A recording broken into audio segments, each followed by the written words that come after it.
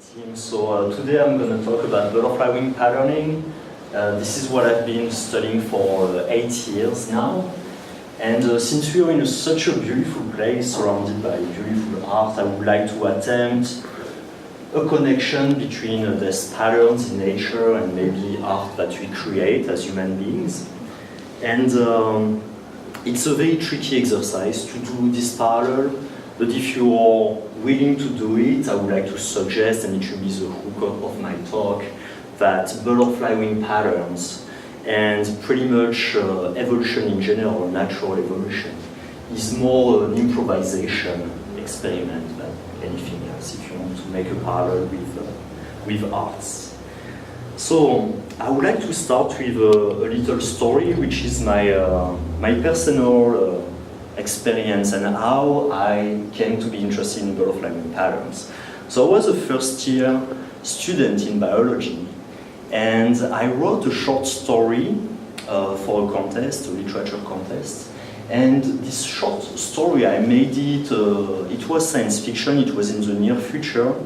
There was a company, a little bit like Monsanto, okay? Be ready for this because it's pretty wild, that was trying to make money producing butterflies that are genetically modified to have famous paintings on them. So you imagine Mona Lisa, you imagine a butterfly, and you make a Mona Lisa butterfly. And in the short story, so you have the Van Gogh one, the Picasso one, and it was politically motivated. It was a reflection on GMOs, are we allowed to modify nature, to appropriate it to make money? At the end of the story, there is what I would call a whistleblower now, who is making all the butterflies free, and they hybridize in nature, and nature creates a new novelty based on what we put on them. Anyways, so I talked about it to my biology teachers, and they said, Arnaud, you should check this literature. Some people are interested in butterfly wing patterns, and that's how everything started for me. So there were a few interesting questions about this. Is it actually possible to make something like this on butterfly wings? And by the way, how do they make their regular wing patterns, and why? So all these questions, I hope, are starting to be answered, and I hope you will have access to some of that. So here I'm showing you a few pieces of art. This is Kandinsky. He's making concentric rings, and you may know that butterflies have a lot of concentric rings. They create a lot of this sort of diversity. This is pretty easy to do. Here are butterflies that have a mutation. This is a normal one. Those are mutants, and they have the diversification of the high slot patterns. This is from the SF MoMA, a piece by Rothko, and during my PhD I got interested into this kind of patterns, red and black, as you will see later. So first I would like to give you a general insight on what I'm doing, because this is fundamental research, and it is important to understand that this kind of research is about the broad picture. It's not just about butterflies, but it's really much about what are genes, what do they do, how do they work, where do we come from. And a lot of these questions are being answered by genetics. So trying to understand what is DNA and what it's doing. How DNA makes a dog or a man. And I need to give you a little bit of background on what is DNA. So it's a molecule that is compacted in every single of our cells, and it carries a code made of 4 letters, A, T, G, and C. And the human genomes have about 4.5 billions of such letters. So in every single of your cell, you have about 6 feet of DNA that is compacted in every single of your cells. So you have billions of cells. And here you can see the DNA being compacted. So you can make chromosomes that are dividing during cell division to constitute all the cells in our body. DNA is really the stuff of life. It contains the information that makes us. And it all starts from a single cell, the union of a sperm and an egg. Everything that we are, at least in terms of morphology, comes from genetic information that is compacted in a single cell, resulting from fertilization. Following fertilization, you have the process called embryonic development. Here is a video of frogs that are developing. You can see they're extremely synchronized. Cells are dividing very fast. I mean, this is accelerated. Here you have formation of the neural tube, which is the dorsal part, and boom, at the end they're making little tadpoles.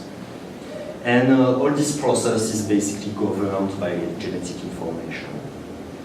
So shapes and forms. And twins in particular are direct evidence that DNA is responsible for a lot of what we are, because monozygotic twins share exactly the same DNA and they look almost identical, in case you need it to be convinced. So now let's try to put it in a more evolutionary perspective. Where do we come from? And you know that we evolved from common ancestors with all animals on Earth at different steps of life back into deep time. And I would like to maybe some of you know that already. When we sequence the DNA of chimpanzees that are closest extant relatives, chimpanzees and bonobos, both of them, when you sequence the DNA and the letters A, T, G, C, you can make this kind of alignment, and you can see that there are a lot of similarities between chimpanzees and humans. And in fact, 96% of our letters are aligning very well with chimpanzees. We're really closely related. And more than this DNA code, we also share our genes. We have identical genes.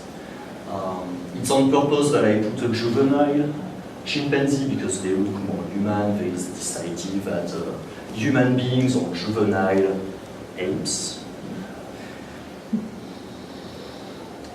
So when you use genetics, you get access to how evolution happened, and that's what I'm really interested in. What genetic modifications created this tremendous diversity called the tree of life. And in particular, my topic of interest is called evolutionary developmental biology, and it's interested in how more than biodiversity, or more specifically morphological diversity, how body shapes, how colorations, how specialized organs evolved. This is really my topic of interest.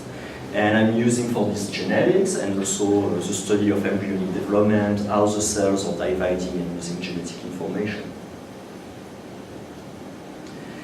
And my topic of interest, of course, is butterfly wings. So why butterfly wings? Well, first, they're tremendously diverse. In case you need to be convinced of that, here I'm showing you the work of a Swedish photographer, Kjell Sandberg. He photographed wing patterns in such a way that he was able to recognize the entire alphabet and all the numbers in wing patterns. And this is something absolutely unique among animals and plants. There is no other morphological system that can display such a diversity of shapes and forms. So I want to say butterflies are a bit the free jazz of evolution. They are extremely creative. And it's also in a simple surface which is two-dimensional. So it makes it easier to study for me. So I would like to show you this video of butterfly wing. This one is actually a moth. It's called the sunset moth. And I want to show you what wings are made of, because I said it's a two-dimensional wing surface that makes the colors. And if we magnify gradually on it, as you're going to see, you're going to find pixels of colors that are made of single scales. The scales are cuticular extensions, so they're made of chitin. Insects are made of chitin on the outside. And the single pixels of colors, called butterfly wing scales, or wing scales in general, are beautiful structures. So they can be pigmented. Here you can see a mix of black and colored scales. And sometimes, I think this is the case here as well, the colors can be due to light scattering effects, due to microstructures into the scales that are creating light reflection effects. And the sunset moth is definitely one of the most beautiful creature doing that. Let's just look at it a little bit. So you can see micro ribs here that are diffracting the light and making different effects depending on their spacing. I'm going to advance a little bit. If you zoom into a butterfly scale, here you have an idea of the microstructure of this pigment. So the pigments are going to be deposited in there. And the bottom line of what I'm showing you here is that these butterfly wing systems are two-dimensional and they're made of pixels, like a screen, of course. What about the function of butterfly wings? Well, it's a lot linked to natural selection and sexual selection. I will not talk a lot about sexual selection, but some patterns are used for mate recognition or for seducing females or for courtship behavior. But a lot of wing patterns are involved in survival and avoiding predators. Here is a famous example of the peppered moth.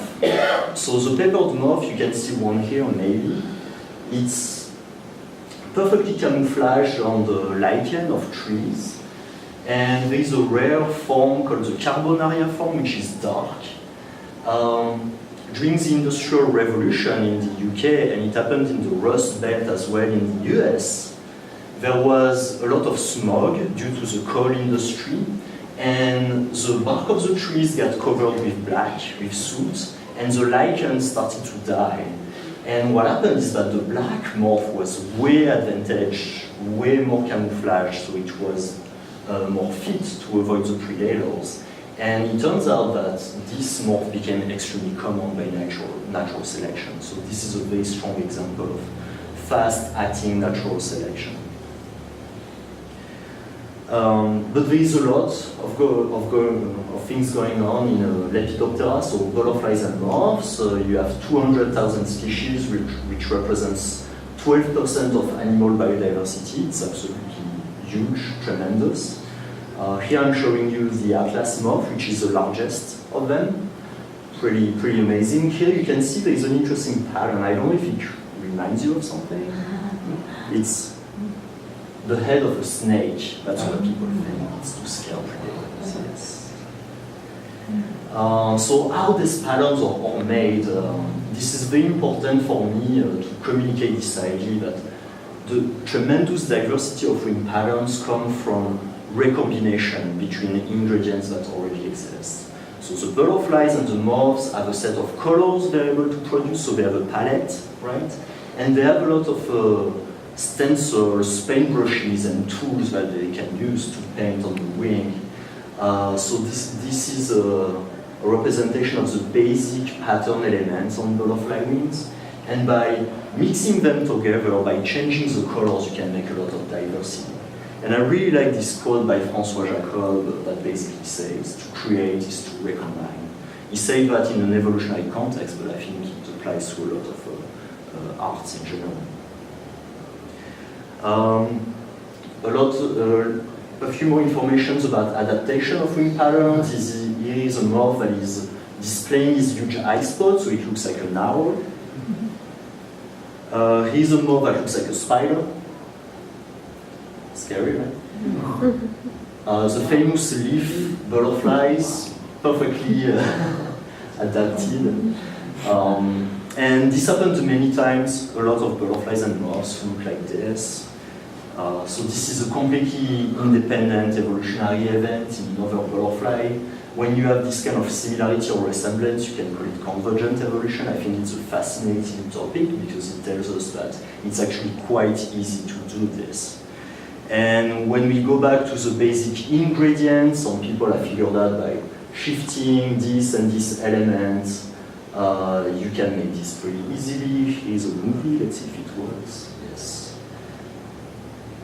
by this kind of evolutionary movement. So this is an abstract representation of what we think about how this happened several times. Yes.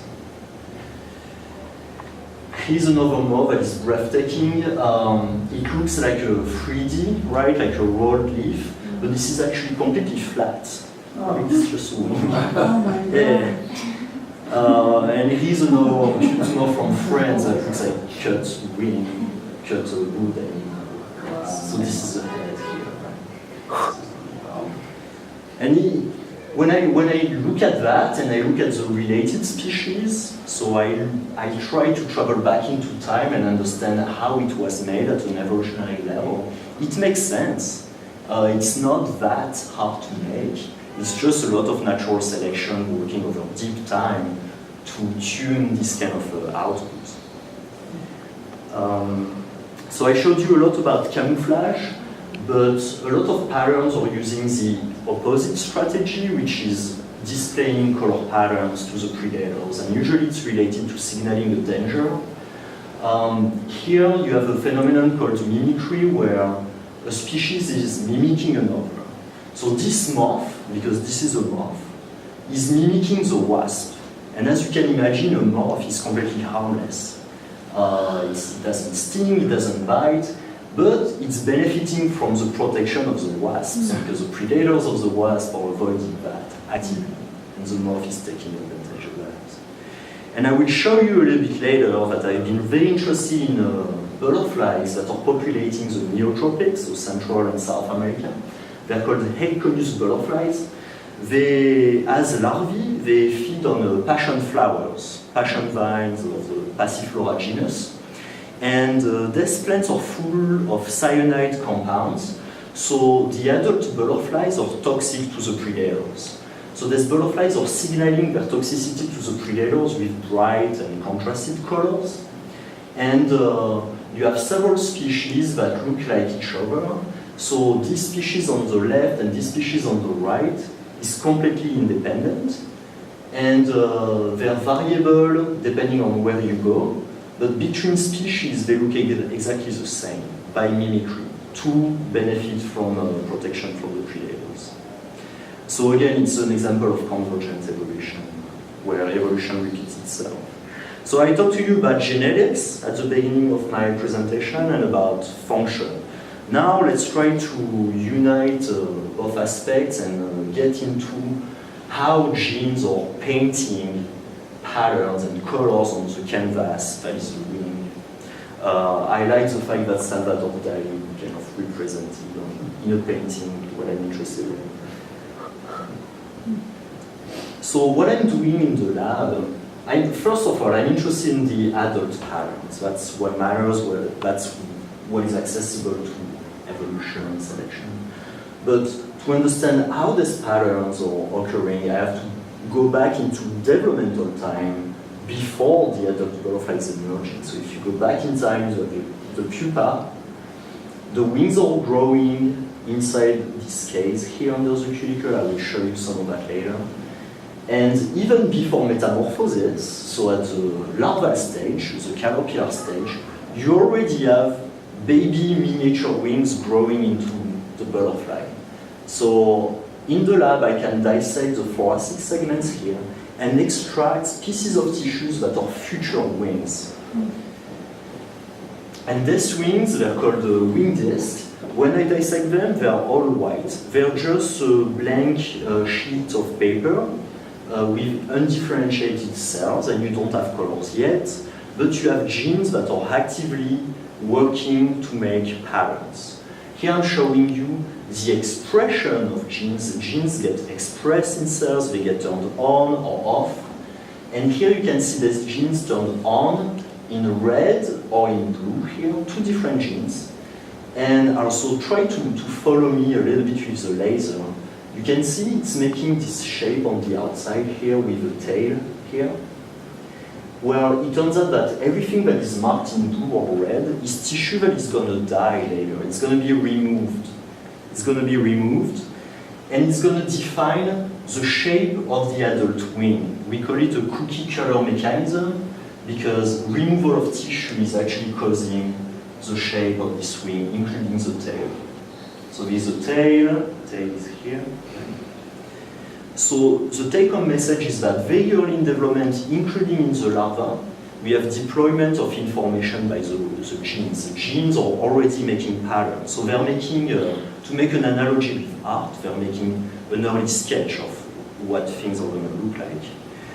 So to go back to Heliconius, the mimic system, I did a lot of work in Panama where we were able to import a lot of these races of butterflies, do genetics, so genetic crosses, dissections to get the tissues, and I tried very hard to find the actual genes that cause this diversity of patterns. And here I'm showing you the wing disc coming from a larva, from a caterpillar of this butterfly that I stained from a gene that was very interesting. It's called the wind gene. So you're going to see this name. It's a bit technical a little bit later in the talk. But this gene was interesting because it's a signaling molecule. It's a morphogen. Etymologically, it's making shapes. It's making forms. And the expression of this gene was all across the wing, everywhere you have black. So here there is a gap of expression in the middle that corresponds to the yellow band. So wherever this gene is expressed, we have black. And when I look in different butterflies, the expression is different. And it's, at the end of the day, what matters is that shifts in the expression of this gene is triggering differences in shape of this yellow pattern. So again, here we have expression in the middle in blue, and that corresponds to this pattern of black in the middle. So I was able to find genetic events or mutational events that are based on changes in the regulation of genes that make evolution, the actual stuff of pattern evolution. So a lot of my work is based on that. Here I'm showing you another butterfly. These two butterflies are different species. They all inhabit a smaller area in Ecuador and they converge on the same phenotypes to the same. And it turns out that the same genetic mechanism was at play. So the wind gene, again here, is expressed in the middle of the wing disc, the baby wing, and is splitting the wing into two windows of light color. The same thing happens here, with the gene expressed in the middle. So I don't know if you can follow me, maybe there is a lot of background in biology that you need, but simple changes at the genetic level can make pattern differences. Here is another example with the same gene, so wind or winte, but this time I was working with butterflies that you will find in California. They're called Gulf fritillaries, and like I said, they love passion vines and passiflora, passion flowers. So if you have a garden and you have this kind of passiflora, they're a pest for your garden because they love it and they're all over the place. So they were easy to harvest, to collect in California, so I could get a lot of material. And the wind gene, this time, was not expressed like this at all. It was expressed in very small, patchy places. You can see, so the dot here, dot, dot, dot, dot. And all the single dots are corresponding in the adult to patterns made of silver and black. Yes, can you see that? Here's the posterior wing. So again, that comes from the larva here. So you would say this animal has no wings, but it actually has on the inside. And this gene very early is sketching the adult patterns. For instance, the finger of expression here is this guy here, and so on and so on. So it's very early in development. You have genes working to make patterns, then you have metamorphosis, the pupa, and then the adult butterfly. And I wanted to interact a little bit with the system, so I injected a drug that is enhancing the genetic capability of the wind gene. It's called the wind pathway. So I just told you that every single silver spot is made by a gene called wind, and I found a drug that makes it more active. So I expected these patterns to get larger. And this is what I got. So I'm coming back. Larger silver patterns, especially on the posterior wing, and at some point they get absolutely huge. So I want to talk a little bit about research in genetics. The golden standard to make a statement in genetic research right now is to be able to remove a gene. I just showed you an experiment where I modulated the activity of a gene, but it's even better when you can remove a gene. If I remove a gene involved in patterning, I expect the patterns to be removed. And this was possible only recently, very recently, actually 3 months ago, by a new technology that was discovered partly at UC Berkeley by a brilliant researcher, Jennifer Doudna. And just so you know, so it connects everything together, right? This technology is a revolution in science right now, probably one of the next Nobel Prizes. And I mean, I really mean it. It's going to cure cancer and get rid of malaria. That's bad. People are excited about it. And on the side, it's going to help me to study butterflies. Modest contribution. So I use this technique to remove the Wnt gene in my butterflies. And here you can see a mutant that is, it's actually partly mutant. So this side is normal, and this side is mutant. And you can see that some of the patterns were removed. First, the small pattern here is gone. And second, you can see the white background here is extended. This is because I removed the pattern that is black, beige in the background here. And this is exactly the patterns that are expressing the Wnt gene. So this is a pretty neat experiment where I removed gene activity and was able to modify the patterns. So in the future, I hope to do a little bit more of that. It brings question about, is it okay to modify butterflies? But I'm doing it for knowledge. I think it's worth it. I will show you a little bit more genetic data. Yes. So this is a pupa. So it's right after metamorphosis. That is slightly dissected. Actually, the butterfly will be okay. Let's start the video. So here it was filmed right after metamorphosis, and it's a time lapse over 7 days. The development of the butterfly after metamorphosis from the inside. So on this side you have the anterior wing, and on this side you have the posterior wing. It's kind of peeled back and it's covered with a plastic wrap so it doesn't desiccate. And it's an accelerated version. So what I like about this video is that it's showing the canvas that is the wing. You don't have patterns yet, you don't have pigments, but genes are actively working to make diversity and colors and so on. So we can keep looking at it. There's not much going on. You will need to look at the genes themselves, and that's what I will show you in the next slides.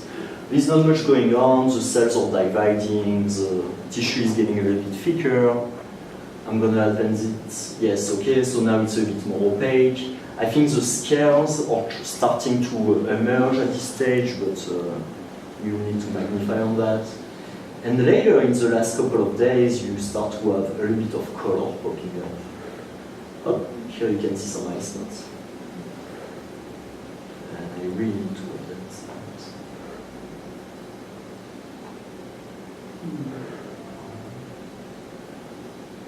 Let's just watch it until the end.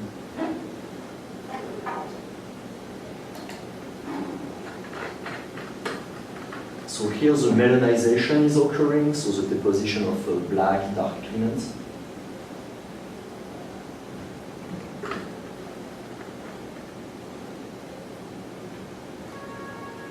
And we're almost done.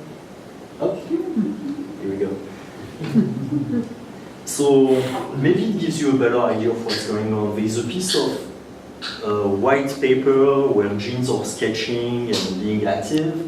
And very late in development, just a couple of days before emergence, there is deposition of pigments. So the interesting stuff is happening before. So I showed you gene activity in larvae. Now let's see in the pupa like this.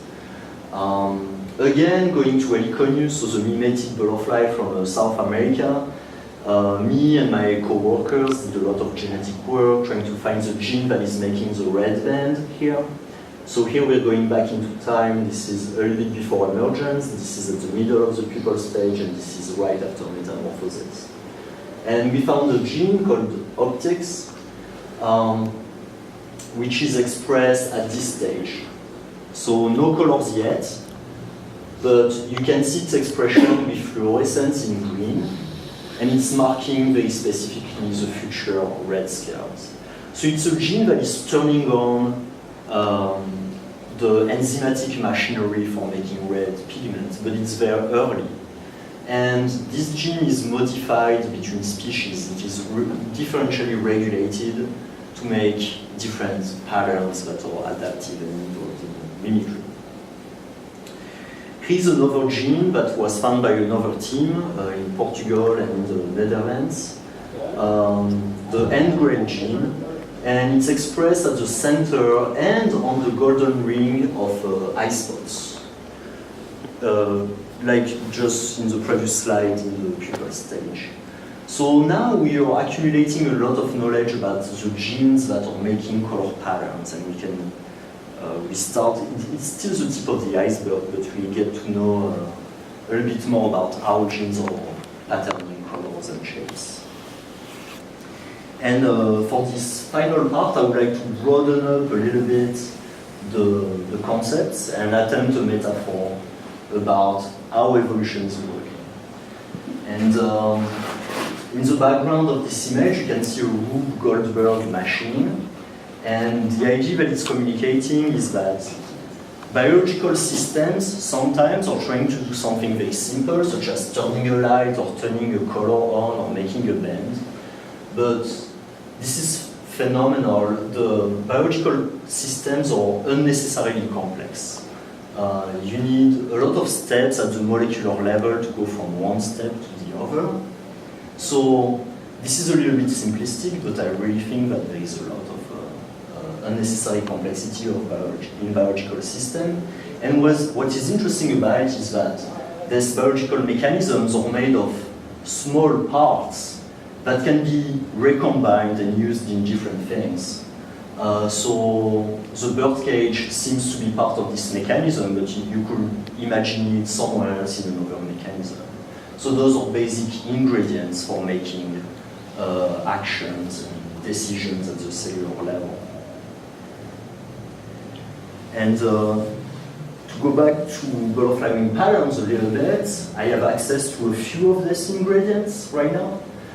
For instance, I know that early in development at the larval stage, there is a wind gene that is defining the boundaries in the wings, like walls around the window, something like this.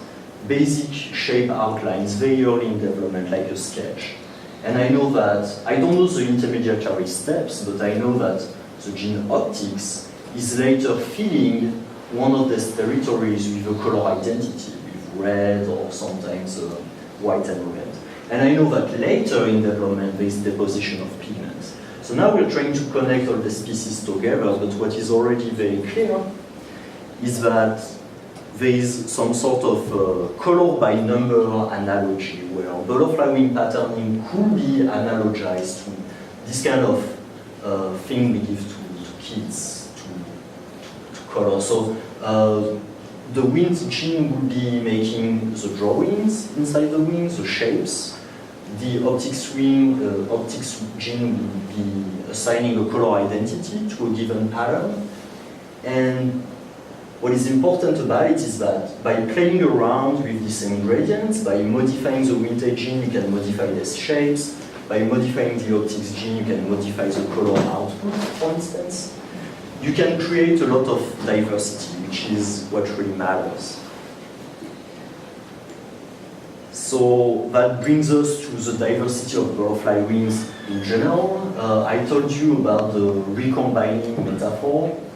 And I really think that there is a lot going on in this way. So basic ingredients, that trigger a lot of diversity. There's too much information on this slide.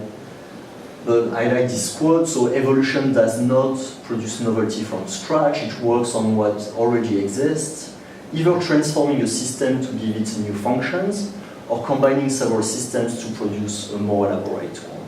So evolution is kind of a kitchen full of ingredients, and you can make a novelty out of it. And we do that in technology as well, even though when we are producing objects, manufactured objects, they have a goal, they have a project. I think we do it. An example of that is the evolution of sporks. So with basic elements, so knives, spoon and fork, you can create all this diversity of utensils, right? By recombining some of their parts.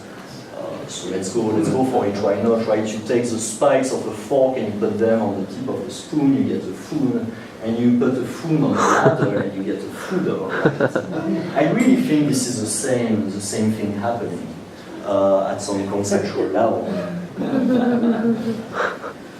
And so there's basic ingredients of butterfly wing patterning, and this is maybe the most important message because this is absolutely breathtaking. Very actually used by all animals. So I talked to you about butterfly wing patterning, but it's all about the formation of shapes in time, during evolution.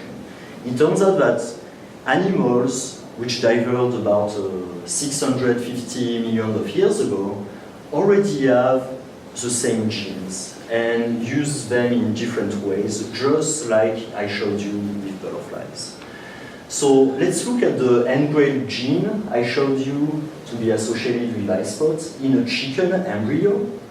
The same gene, so the same gene, if we go back into time, the same genetic identity by diverge on each branches, is used by chicken embryos to pattern part of what is called the myotome, so they become muscles along the body, and something in the brain that separates the cerebellum from the rest of the brain.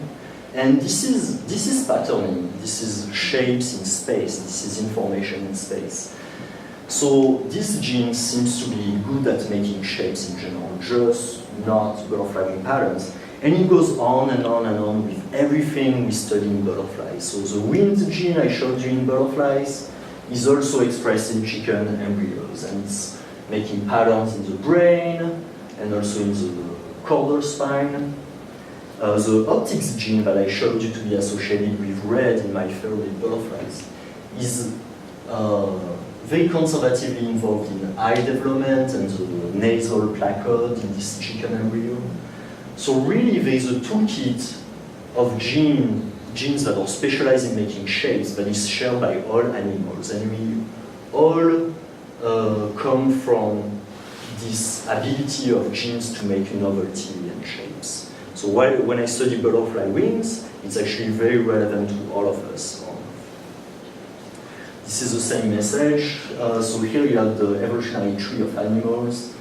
And now people have suggested that 600 or a little bit more million of years ago, you had a toolkit of shape genes that already existed. And by recombination, created a lot of diversity, as we can see today.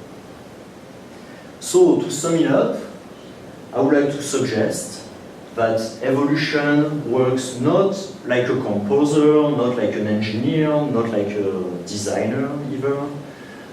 We can see natural objects that are extremely fit to their environment, but the way they're created is more on a tinkering mode or on an improvisation mode. I think this is an analogy that is partly dangerous because we are trying to anthropomorphizing something that is natural, but I think at a conceptual level it's pretty valid. So what is tinkering, it's a make-do with whatever is at hand, and I think it's what I showed you with butterfly wing patterns. They're using genes that are available to making shapes, and genes that have been around for a while. The modes of tinkering are based on recombination, assembling, fine-tuning sometimes. It's not projected in the future, during evolution, it's happening over millions and millions of years. There is no goal at the initial stage to make a butterfly or moth with scary eyes, for instance. It happens little by little, always opportunistically, extemporaneously.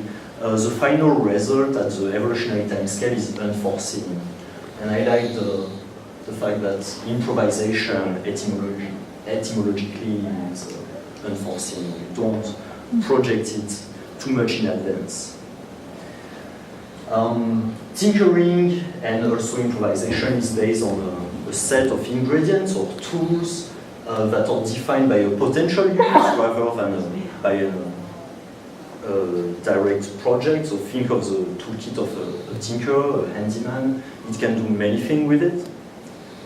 And usually the result is always imperfect, the possibilities are limited, so it's more for me to understand some aspects of butterfly wing pattern.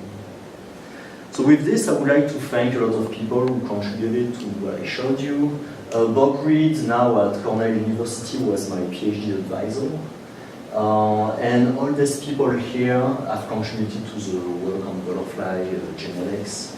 And right now, I'm working in the best laboratory in the world, of the laboratory of Nipam Patel at UC Berkeley. We're interested in butterfly wing patterning, butterfly colorations, and also crustaceans, little shrimps that have a lot of diversity in their body parts. We need money to do fundamental science, and it's been of great help to have the Smithsonian Institution to work in Panama and the National Science Foundation to do this work. And with this, I would like to thank you, and I take it questions.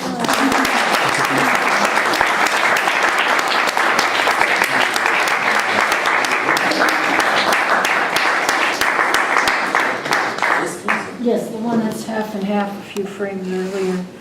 Is it possible it's a mutation that's dual-gendered? Which one? The one that's neutral in color, half and half? Oh, half and half. So, I have the name. Let me see, I want to make sure I'm on the right one. It was on the lower right corner a few frames back when you repeated the image.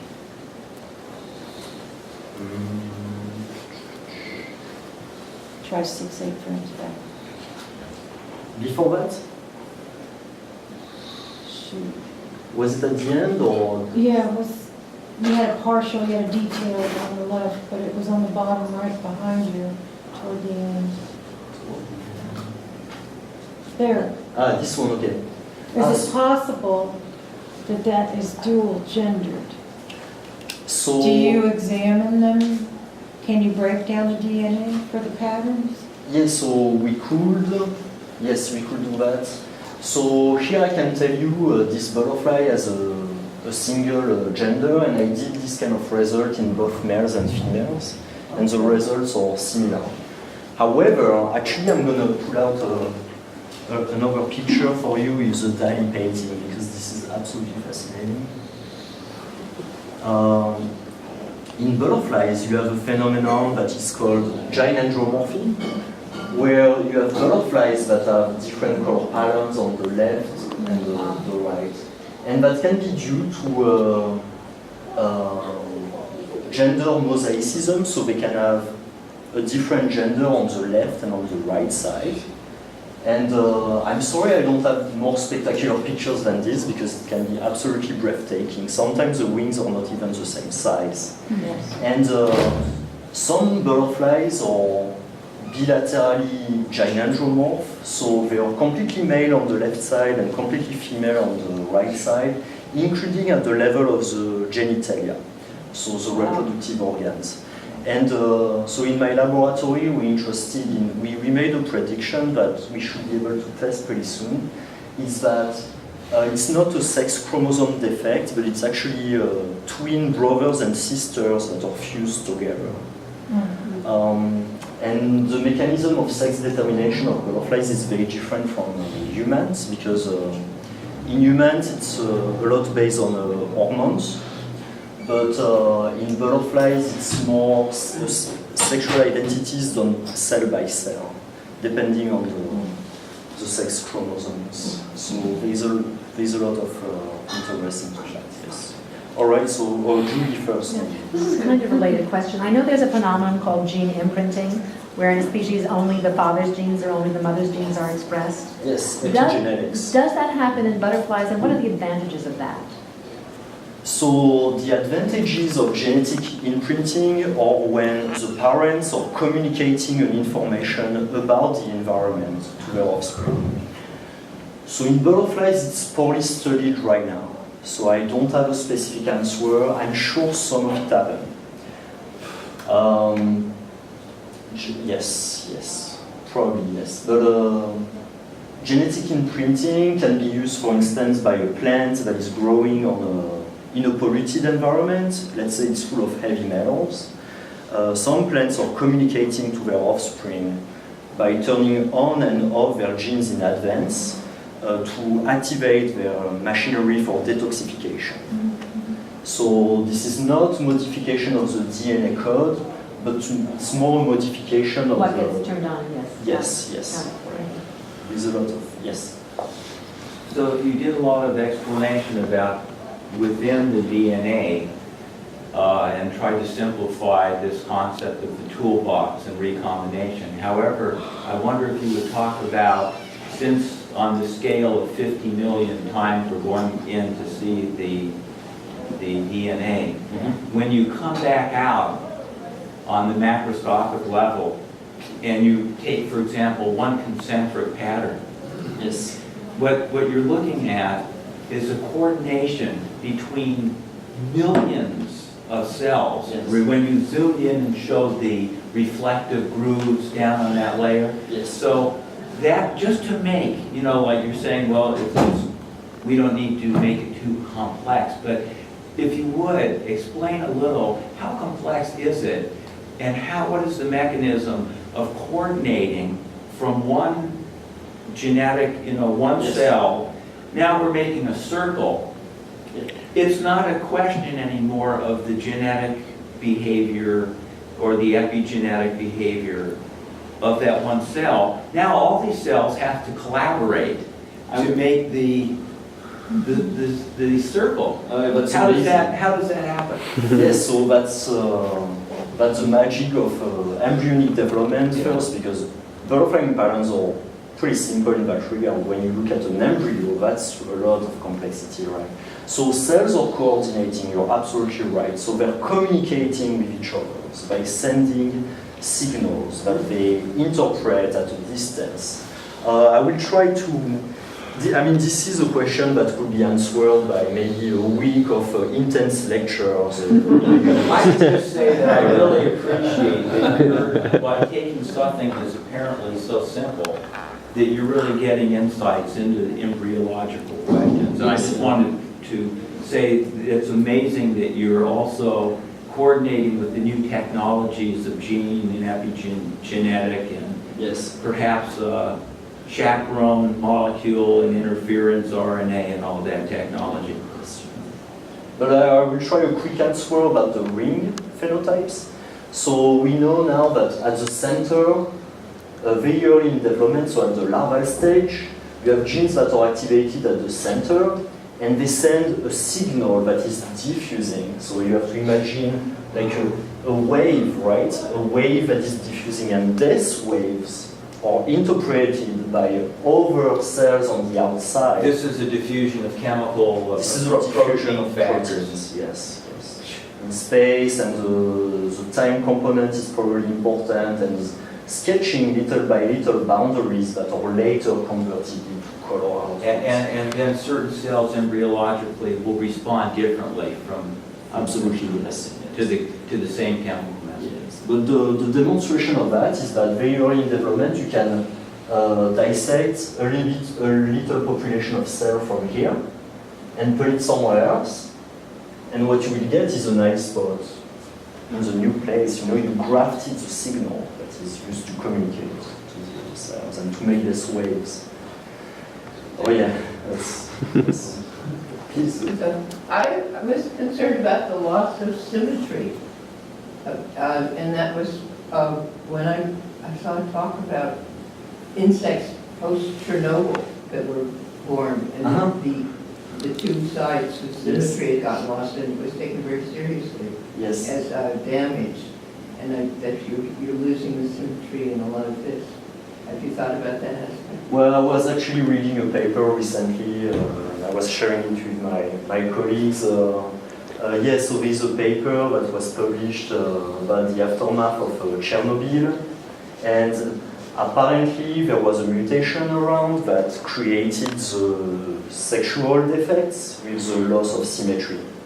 And there were some numbers there, so there is no like very strong evidence, but the numbers were unusual, so it seemed like there was an actual mutation that you can correlate to the Chernobyl event that was creating this pattern defect, sexual identity defect, or let's say, yes, this mosaics of sexual identities.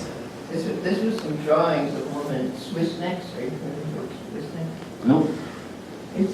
They have an office in town, it's the Swiss government's research outreach, and it was a woman that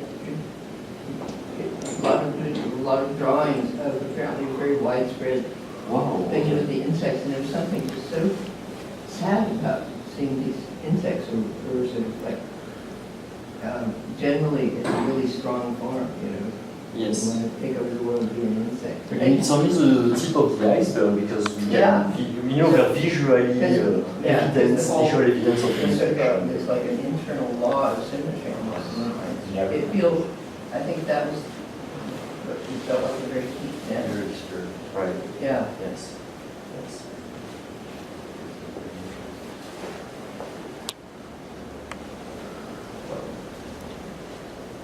Is this another question?